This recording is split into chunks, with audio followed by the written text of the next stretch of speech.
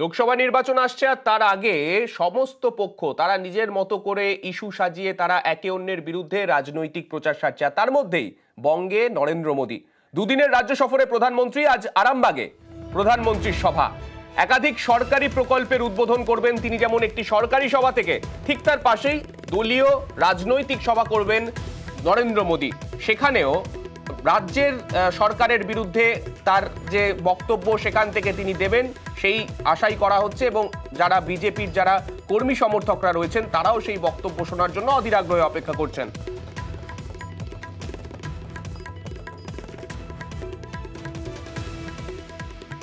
আমি চলে যাব, আমাদের দুই প্রতিনিধি রয়েছেন আমাদের সঙ্গে, আরামবাগ থেকে রয়েছেন আমাদের দুই প্রতিনিধি অভিজিৎ এবং ভেঙ্কটেশ্বর। আমি প্রথমে অভিজিতের কাছে যাব। অভিজিৎ, আজকে বিকেলে প্রধানমন্ত্রীর সভা রয়েছে, একাধিক কর্মসূচি রয়েছে, তার কর্মসূচি তার সফরসূচি পুরো বিস্তারিত তোমার থেকে জানতে চাইবো।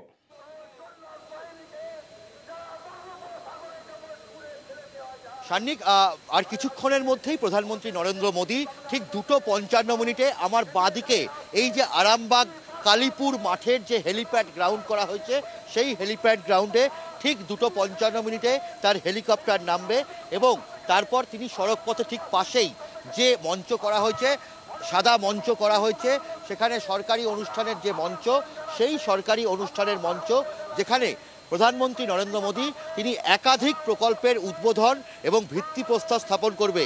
মূলত তার মধ্যে সবথেকে গুরুত্বপূর্ণ কি না, ডানকুনি ভট্টনগর বাল্টিকুড়ি রেল লাইনের ডাবল লাইন এবং তার সঙ্গে ঝাড়গ্রাম শালগাঝুরি থার্ড লাইনের উদ্বোধন করবেন এবং একই সঙ্গে ইন্ডিয়ান অয়েলের 518 কিলোমিটার যে দীর্ঘ হলদিয়া বারাউনি ক্রুড অয়েল পাইপলাইনের উদ্বোধন করবেন এবং এরই সঙ্গে কলকাতা বন্দরের অর্থাৎ শ্যামাপ্রসাদ মুখোপাধ্যায় বন্দরের কলকাতা ডক সিস্টেমের 8 নম্বর বার্থের নবনির্মাণ এবং 7 এবং 8 নম্বর বার্থের মেকানাইজেশন সহ বিভিন্ন প্রকল্পের উদ্বোধন করবেন।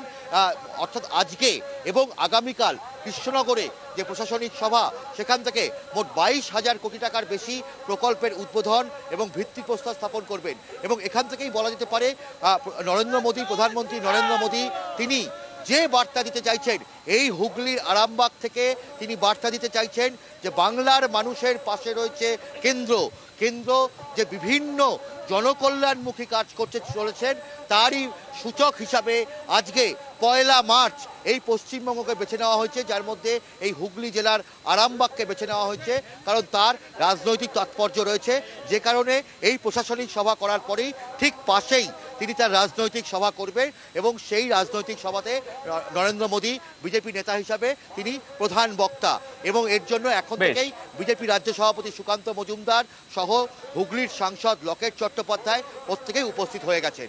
বেশ অভিজিৎ, তুমি যে বিষয়টা বললে সেই বিষয়ের সূত্র ধরে আমি একটু ভেঙ্কটেশ্বরের কাছে যাব। ভেঙ্কটেশ্বর, আজকে যেমন একদিকে সরকারি সভা রয়েছে, সরকারি সভা থেকে একাধিক প্রকল্পের উদ্বোধন করবেন নরেন্দ্র মোদী, পাশাপাশি রাজনৈতিক মঞ্চে দাঁড়িয়ে নিশ্চয়ই কটাক্ষ করতে পারেন আমাদের এই রাজ্যের সরকারকে।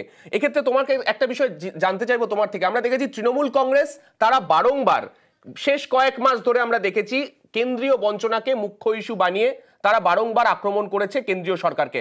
আজকে যখন তিনি ওই রাজনৈতিক মঞ্চে দাঁড়াবেন, সেখান থেকে কি কোথাও মনে হয় যে এই তৃণমূল সরকারকে তিনি কোনো বার্তা দিতে পারেন?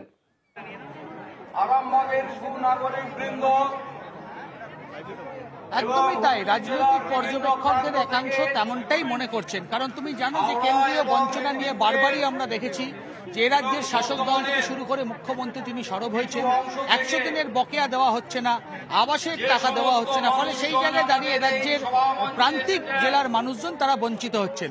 কিন্তু প্রধানমন্ত্রী আজকে একেবারে আরামবাগের যে রাজনৈতিক সভা, সেখান থেকে কিন্তু কেন্দ্রের বিরুদ্ধে যে বঞ্চনার অভিযোগ করা হচ্ছে সেই ব্যাপারে তিনি কিন্তু এখান থেকে সুস্পষ্ট বার্তা দিতে পারেন এমনটাই মনে করা হচ্ছে। কারণ তুমি জানো যে প্রধানমন্ত্রীর যে দুদিনের কর্মসূচি, জোড়া কর্মসূচি, আজকে যেমন আরামবাগে তিনি রাজনৈতিক জনসভার আগে একেবারে সরকারি প্রকল্পের তিনি উদ্বোধন করবেন, বেশ কিছু ভিত্তিপ্রস্তর স্থাপন করবেন, ফলে সেই জায়গায় দাঁড়িয়ে একটা বার্তা কিন্তু প্রধানমন্ত্রী দিতে চাইছেন যে এ রাজ্যের মানুষকে কেন্দ্র কিন্তু বঞ্চনা করছে না। ফলে প্রধানমন্ত্রী আজকের এই বক্তব্য অত্যন্ত রাজনৈতিকভাবে তাৎপর্যপূর্ণ যে এ রাজ্যের বিজেপি নেতারা বারবারই কেন্দ্র এবং বিজেপিকে নিশানা করে সুর চড়ায়, সেই বিষয়ে প্রধানমন্ত্রী আজকে কোনো বক্তব্য রাখেন কিনা।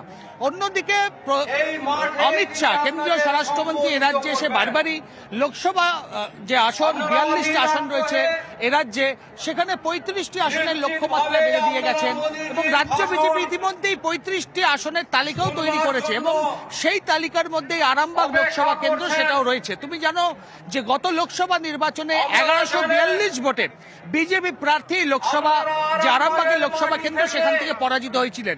অর্থাৎ বিজেপি মনে করছে যে আরামবাগ সিট থেকে এবারে কিন্তু তারা জয়লাভ করতে পারে। তবে শুধু আরামবাগ নয়, আজকের এই সভামঞ্চ থেকে, বিশেষ করে রাজনৈতিক সভামঞ্চ থেকে প্রধানমন্ত্রী গোটা বাংলার জন্যই বিভিন্ন বার্তা দিতে পারেন। একদিকে কেন্দ্রীয় বঞ্চনার অভিযোগ, সেই অভিযোগের জবাব দিতে পারেন। আগামী দিনে তাদের কি পরিকল্পনা রয়েছে বাংলাকে নিয়ে সেই বিষয় বলতে পারেন। এবং সব থেকে যেটা উল্লেখযোগ্য বিষয় সান্নিক যেটা বলে রাখা দরকার, যে বঙ্গ বিজেপি বারবারই তাদের যে সাংগঠনিক দুর্বলতা, গোষ্ঠীদ্বন্দ্ব বারবারই সামনে এসছে। অনেক জায়গাতে বুথ এখনো পর্যন্ত শক্তিশালী নয়, সেই জায়গাটা সামনে এসছে। কিন্তু রাজ্য বিজেপি নেতৃত্বে একেবারে প্রধানমন্ত্রী নরেন্দ্র মোদীকে মুখ করে তারা কিন্তু একেবারে প্রচারে ঝড় তুলতে চাইছে এবং দলীয় কর্মী সমর্থকদের একেবারে চাঙ্গা করতে চাইছে। অর্থাৎ প্রধানমন্ত্রীকে মুখ করেই একেবারে এ রাজ্যে বিজেপি তাদের যে 35টি আসনের লক্ষ্যমাত্রা, সেই লক্ষ্যমাত্রায় তারা এগোবেন। যদিও প্রধানমন্ত্রী আজকের একেবারে আরামবাগের সভামঞ্চ থেকে কি বার্তা দেন কেন্দ্রীয় বঞ্চনা নিয়ে এ রাজ্যের শাসক দল সরব হন বারবারই, সে বিষয়ে কোনো বক্তব্য রাখেন কিনা সেদিকে নজর থাকবে আমাদের। অবশ্যই, কেননা নরেন্দ্র মোদী তিনি এরপর একাধিক কর্মসূচি এখানে বঙ্গে তিনি করতে চলেছেন, তার শুরু হলো বলা যেতে পারে, এমনটাই অন্তত এখনো পর্যন্ত খবর বিজেপি সূত্রে, বঙ্গ বিজেপি সূত্রে। তেমনটাই আজকে আরামবাগের আজকের যে কর্মসূচি, আজকের পরে আমরা জানি আগামীকাল কৃষ্ণনগরে কর্মসূচি রয়েছে, পরবর্তীতে দ্বিতীয় দফায় তিনি বারাসাতে আসবেন, সেখানে তার কর্মসূচি রয়েছে, একাধিক কর্মসূচি থাকছে নরেন্দ্র মোদীর। আর ইতিমধ্যেই আরামবাগের সভামঞ্চের কাছে পৌঁছে গিয়েছেন লকেট চট্টোপাধ্যায়, তিনি কি বলেছেন শোনাবো। আমাদের ক্যাম্পেনিং দিয়ে, প্রচার দিয়ে আজকে নরেন্দ্র মোদী বাংলার প্রচার শুরু করছেন এবং আরামবাগ আসনটা আমরা 2024-এ খুব কম ভোটেই হেরে গিয়েছিলাম। আমরা নিশ্চিত আরামবাগ লোকসভা এবং বাকি শ্রীরামপুর এই লোকসভা, এই দুটো এবার আমাদের ঝুলিতে আসবে। লোকসভা নির্বাচনের আগে বঙ্গে মোদী, আর তা নিয়ে কটাক্ষর সুর তৃণমূল কংগ্রেসের গলায়, পাল্টা জবাব বিজেপির মুখে।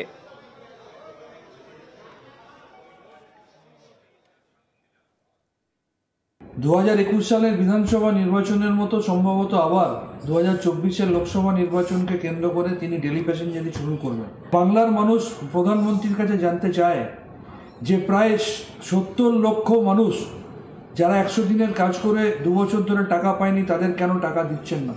11,36,000 মানুষ যাদের বাড়ির টাকা পাওয়ার কথা, কেন তাদের টাকা দিচ্ছেন না? তাই এ বাংলা বিদ্বেষী ভারতীয় জনতা পার্টি এবং তার সর্বাধিনায়ক পাবলিসিটি মাস্টার প্রাইম মিনিস্টার তাকে 2021 সালেও দুয়াতে দুটো লাড্ডু ধরিয়ে বাংলার মানুষ ফেরত পাঠিয়েছে। 2024 সালেও তার কোনো অন্যথা হবে না। দেখুন, তৃণমূল কংগ্রেসের ইস্যু, তৃণমূল কংগ্রেসের বক্তব্য, তৃণমূল কংগ্রেসের তির্যক মন্তব্য, এসব কি আর জনমনে কোথাও কোনো দাগ কাটছে? কে কতভাবে প্রধানমন্ত্রীর অবমাননা করতে পারে তার প্রতিযোগিতা তৃণমূল কংগ্রেসের। এটা বাংলার মানুষকে এ ধরনের ভাষা সন্ত্রাস আর কিছুদিন এর জন্য সহ্য করতে হবে। এ ডেলি প্যাসেঞ্জার, কোন অফিসে ডেলি প্যাসেঞ্জার যাবেন না পার্মানেন্ট গিয়ে কোথাও থেকে যাবেন বেশ কয়েক বছরের জন্য, এগুলো তো সব সময়ের অপেক্ষা।